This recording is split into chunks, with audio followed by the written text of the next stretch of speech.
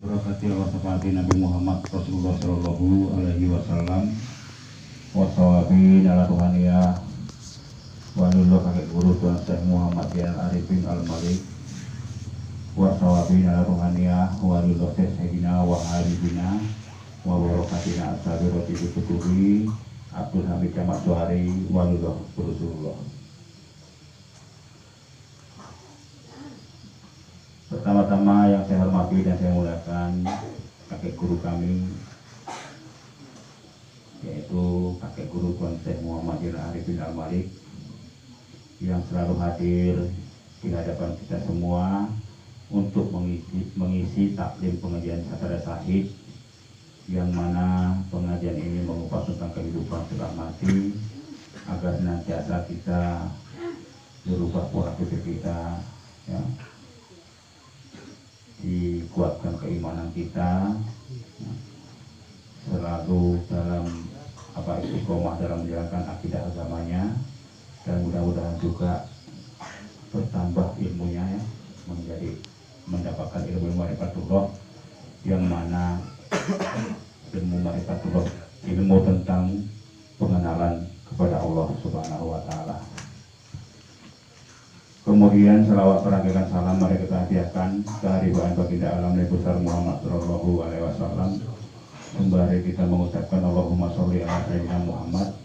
Semoga kiranya bertambah-tambah juga kasih Tuhan kepada beliau, agar senantiasa kita terima syafaatnya baik di dunia maupun di akhirat. Amin ya rabbal alamin.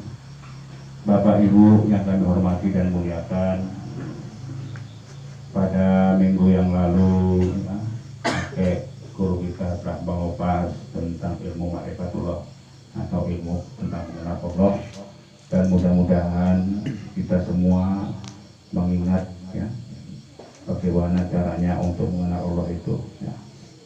Tapi mungkin di antara kita juga pada dua minggu yang lalu belum hadir, yang mudah-mudahan nanti bisa bertanya kepada orang-orang yang hadir, ya, atau tuan-tuan guru kita yang lain, yang biasa ilmu-ilmu yang diberikan kakek Malik itu bisa kita selaraskan dalam kehidupan kita sehari-hari, terutama memperbanyak mujakarah bersama Ikhwan, bersama saudara kita, agar berkembang ilmu kita, ya, karena tidak akan berkembang ilmu seorang itu tanpa adanya saling tukar pikiran atau mujakarah.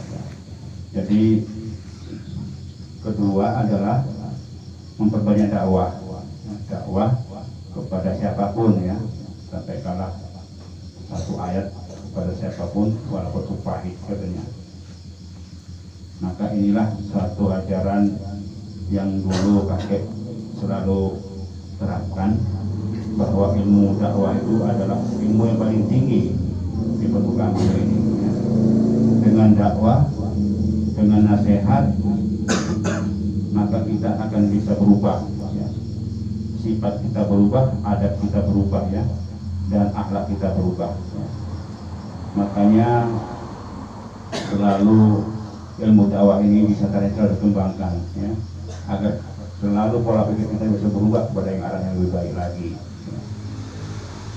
Air itu adalah lembut, ya. Air itu lembut, ya, tapi bisa merusak aspal, ya, karena tiap hari dia dibidangi air, maka dia akan gitu kerasnya aspal itu bisa juga lebur, ya. Begitulah biasa nasihat itu lembut, kalau lembut. Tapi kalau setiap 2 minggu kita dinasihati wali-wali kita, ya, diajarkan tentang ilmu-ilmu agama, ya, ilmu ma'rifatullah, maka mudah-mudahan adab akhlak kita lambat laun akan berubah, ya. Karena karat dalam besi itu akan hilang apabila setiap hari digosok. Namun yang baru sekalipun apabila tidak pernah digosok atau diletakkan di panas terik dan hujan, maka dia akan berkarat, ya. Tiada guna barang yang bagus kalau dibiarkan demikian saja, maka dia akan lapuk dengan sendirinya. Tapi barang yang kurang bagus ketika dia dirawat, ya, dibersihkan setiap hari atau di setiap minggu, maka mungkin barang yang buruk sekalipun akan menjadi bagus, ya. Karena seperti kita ketahui di kelompok Satria ini banyak mantan-mantan apa nih, mantan-mantan ini bajingan banyak kan ya, mantan-mantan preman ya, mantan-mantan apa. Alhamdulillah ya, lambat laun kita semua bisa berubah dan bisa mengembangkan agamanya Allah ini ya, sehingga pada saat ini di daerah Mandoge ini ya alhamdulillah mulai berkembang. Tidak di sini saja ya, di antara Sumatera ini sampai ke Jawa kita sudah mengembangkan ajaran Satria ini. Jadi mudah-mudahan nanti tausiah kakek ini bisa kita amalkan ya dalam kehidupan kita, terutama dalam kehidupan berkeluarga.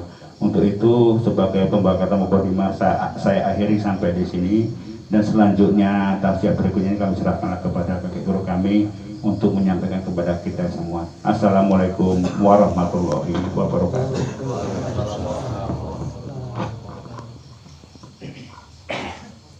Assalamualaikum warahmatullahi wabarakatuh.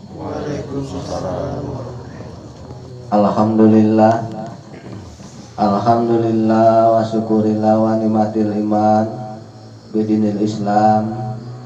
Asyhadu an la ilaha illallah wahdahu la syarikalah wa asyhadu anna Muhammadan abduhu wa rasuluh. Qala ta'ala bil kitabil karim. A'udzu billahi minasyaitonir rajim. Bismillahirrahmanirrahim.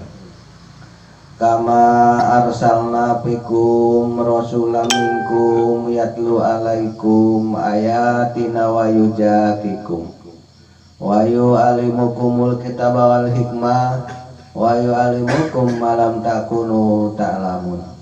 Sadaqallahul azim. Alhamdulillah, dengan rahmatnya Allah pada malam hari ini kita masih diberikan kesehatan iman kita, Islam kita, sehingga dapat menghadiri pengajian Ma'rifatullah di Wadah Thariqat Satria Syahid. Mudah-mudahan apa yang kita kaji pada malam hari ini semoga bermanfaat untuk diri kita, agar diri kita lebih baik melangkah ke depan, lebih dewasa pola pikirnya, lebih bijak perbuatannya, untuk menghadapi kehidupan di dunia ini sampai kehidupan di akhirat nanti, yaitu hidup setelah mati.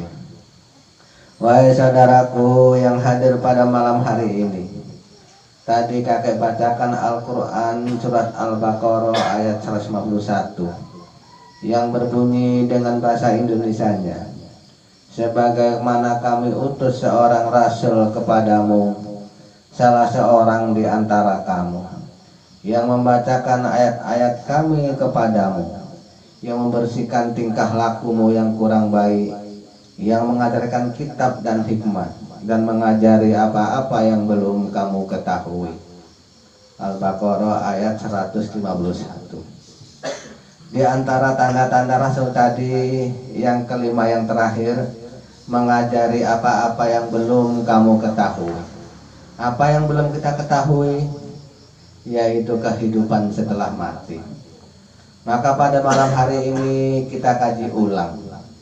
Mungkin tahun yang lalu telah kita buka masalah kematian setelah mati.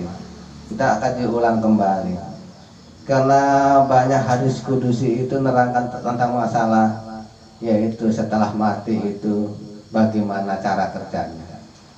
Seperti contohnya ya, jika satu hadis kudusi terangkan, walau wajibu al-insan ma'rifatullah qoblal ibadah, la taksilul ibadah illa bil ma'rifatil ma'bud, kama khalaqal adama bi kasuratihi.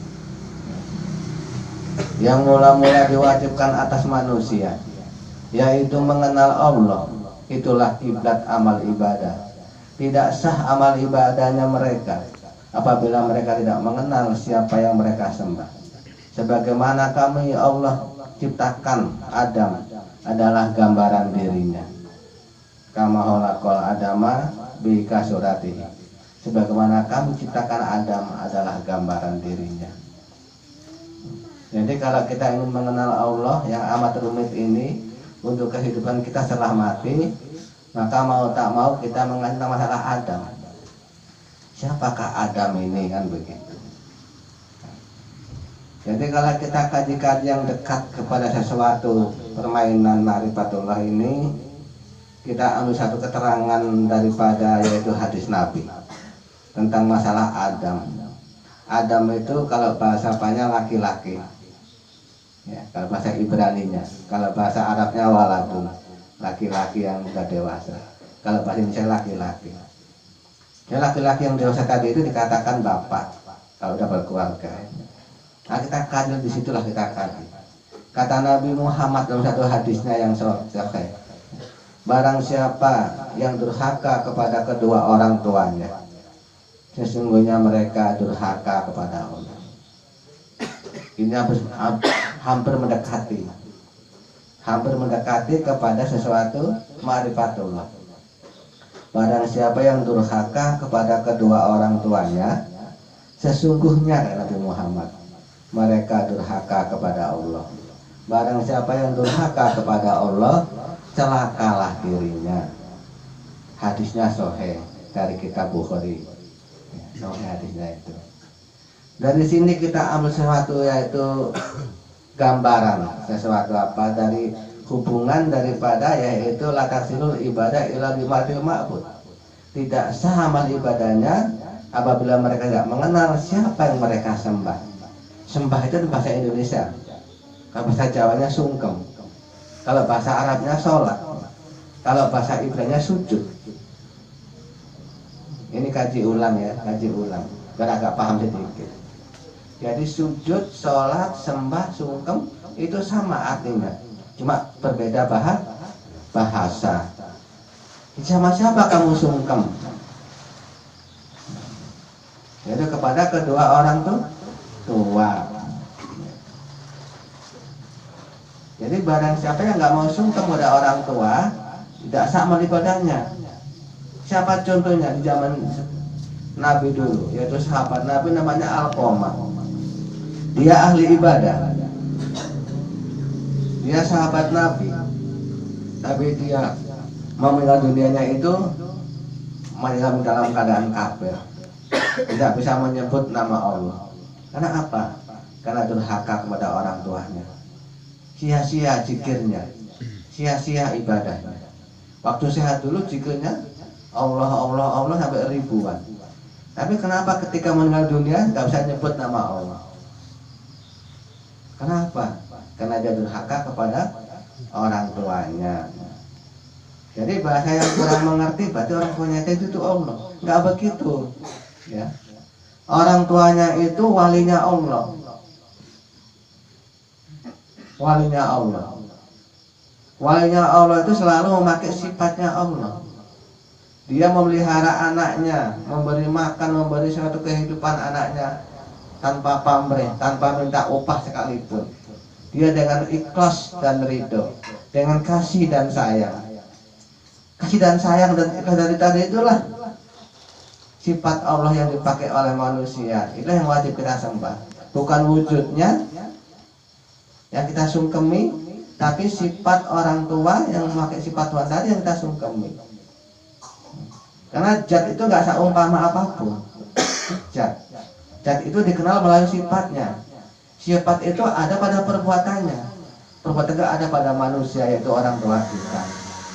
Maka dikatakan Adam gambaran dirinya. Kama khalaqal Adama bikasuratihi. Sebenarnya Allah ciptakan Adam gambaran dirinya. Adam itu orang tua kalau bahasa banyak itu. Itu gambar Tuhan. Saksi Tuhan kalau bahasa banyak itu. Bukan dia Tuhan tapi dia itu saksi Tuhan. Bukan dia itu Allah tapi dia itu wali Allah. Di sini kadang-kadang orang nggak tahu tentang masalah mengenal Allah tadi itu. Dianggapnya Allah itu suatu makhluk, suatu benda. Nampak cahaya putih, oh inilah Allah. Nanti jikir begini-begini itu nampak entah apa, katanya itu datang sama Allah. Pertemuan manusia dengan Allah itu bukan seperti pertemuan manusia dengan benda yang lain. Bukan begitu. Pertemuan manusia dengan Allah itu ketika manusia itu memakai sifatnya Allah. Kalau bahasa Jawanya manunggale kawulaku Gusti. Menyatunya majikan dengan bawahan, menyatunya hamba dengan Tuhan. Bukan hamba jadi Tuhan, enggak. Ketika hamba itu memakai sifatnya Tuhan, maka hamba menjadi gambar Tuhan. Kama khalaqal adama bi kasurati tihi, itu ayatnya begitu. Ketika hamba tadi itu memakai sifatnya Tuhan, maka hamba tadi menjadi gambar Tuhan. Kalau bahasa tentranya jadi wali Allah, jadi wasilahnya, antaranya. Contohnya ketika kamu sakit, kamu berdoa, ya Allah sembuhkanlah penyakitku, kata si yang sakit. Berdoa tiap malam dia. Atau datang orang ke rumah, tanya, kamu sakit apa? Begini. Dikasih syarat oleh orang itu, sembuh penyakitnya. Bukan Allah langsung menyembuhkan penyakit, enggak. Tapi Allah itu gunakan perantaraan untuk menyembuhkan penyakit yang dia minta kepada orang yang sakit. Itulah namanya walinya Allah. Jadi orang kaya itu walinya Allah untuk orang miskin. Orang pandai itu walinya Allah untuk orang bodoh.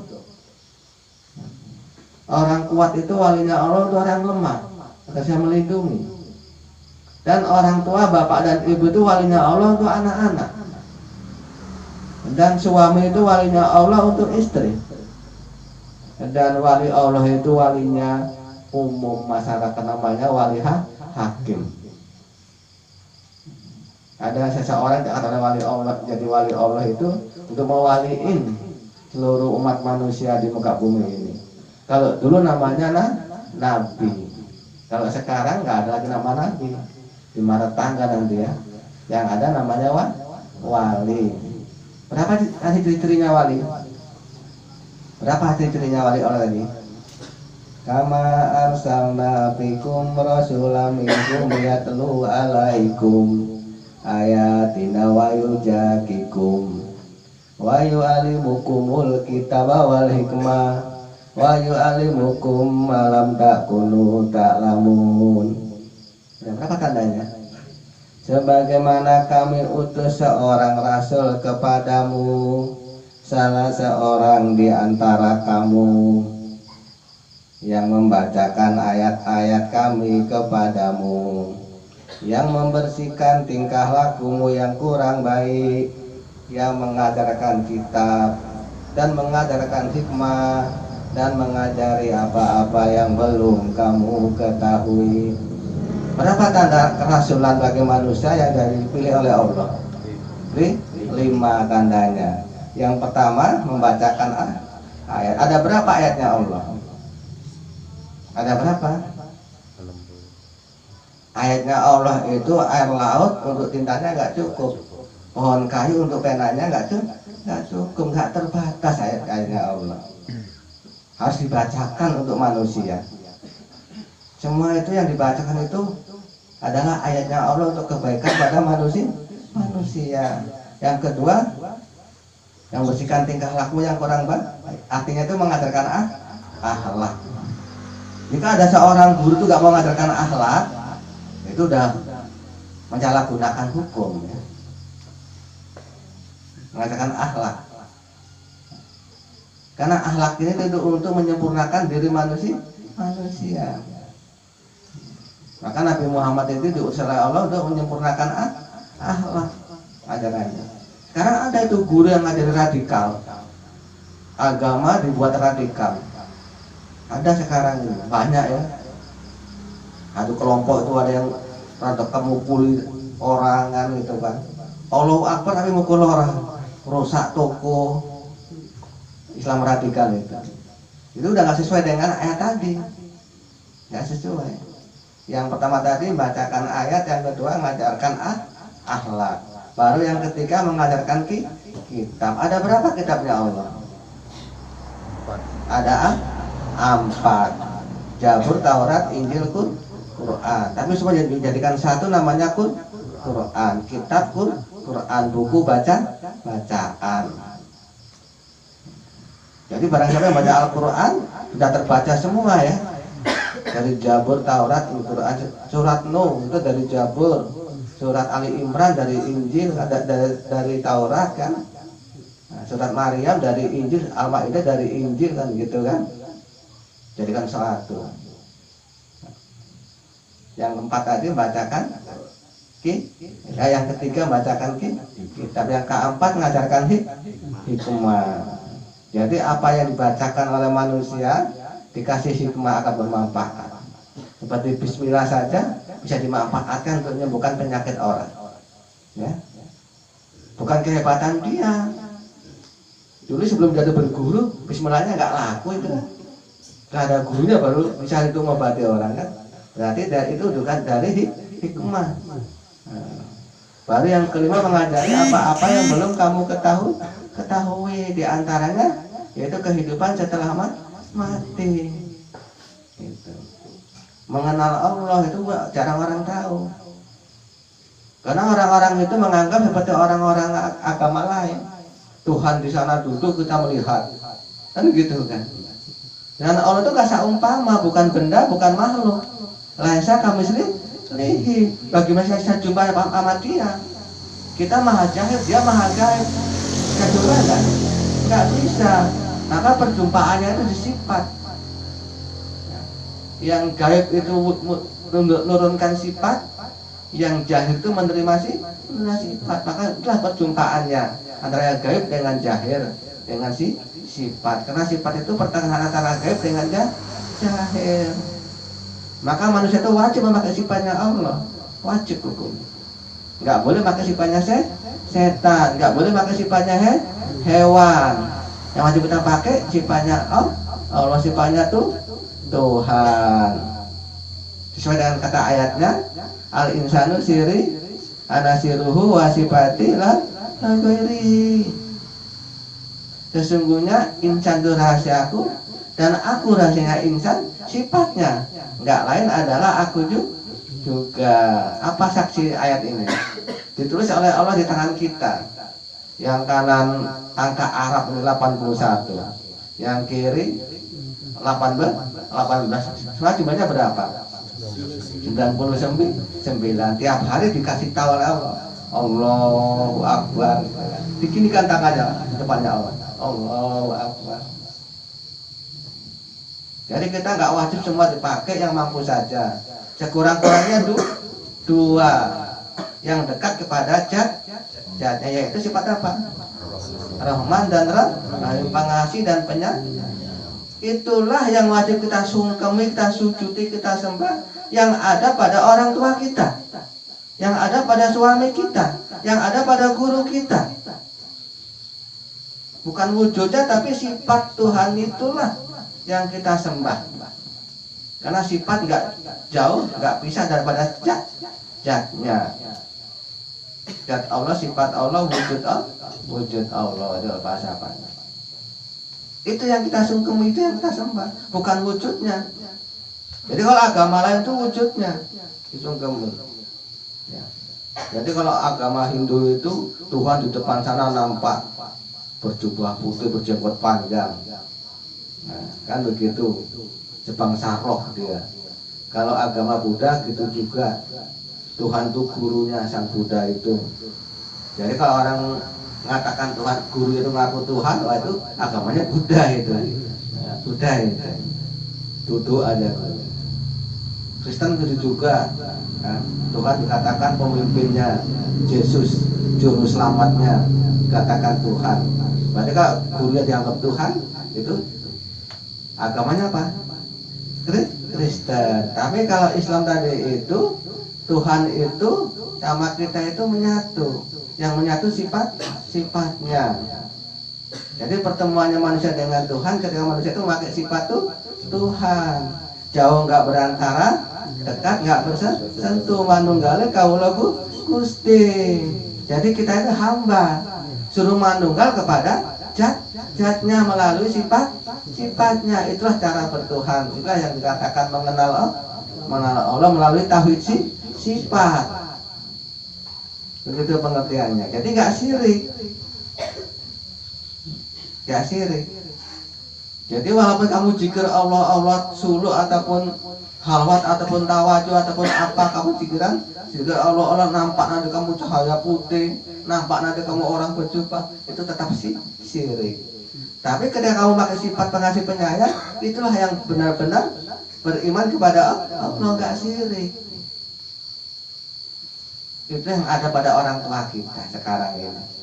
Maka kita wajib memuliakannya, wajib menghargainya. Karena orang tua kita itu memakai sifat pengasih penyayang tanpa pamrih, tanpa minta upah. Walaupun kita sudah menjengkelkan, dia tetap sabar. Kita merugikan, dia tetap pemaaf, tetap kasih dan sayang kepada kita. Itu yang kita tuhani, bukan wujudnya orang tua, tapi sifatnya orang tua yang kita tuhani. Ini pengertiannya. Jadi pertemuan umat Islam pada Tuhan tadi itu, ketika umat Islam tadi itu maka sifatnya tuh Tuhan. Hati-hati sekarang ini mudah orang syirik. Mudah sekarang orang syirik. Sholat saja bisa syirik.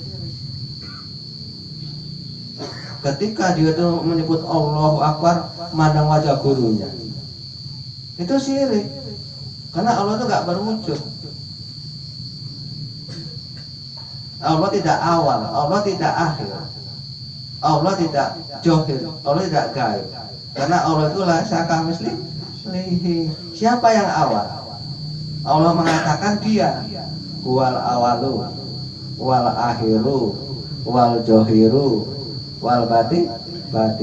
Dia, kata Allah, bukan aku. Dia yang awal, dia yang akhir, dia sekarang yang johir, dia nanti pula yang gaib. Sekarang kamu jumpai siapa di dunia ini yang menguasai kamu? Yaitu wali Allah. Nanti akan di alam gaib, nanti kamu jumpai siapa? Tetap wali Allah. Yang namanya Allah tetap nggak seumpama. Di alam manapun kamu berada, baik kamu alam jin, baik kamu alam mulki, alam mulkiyah, alam barja, alam malakut, alam jabar, alam lahu, alam nirwana, alam durjana, alam lakusa. Di mana kamu berada, Allah tetap nggak seumpama. Tetap Allah tadi itu laisa kamu sendiri, karena dia itu bukan benda, bukan makhluk, nggak terjangkau akal. Yang kamu jumpai nanti siapa? Yaitu walimu yang dijumpai nanti.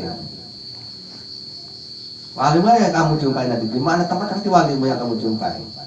Sesuai dengan surat Yunus ayat 3. Surat Yunus ayat 3 nerangkan pada kita dengan bahasa Indonesianya.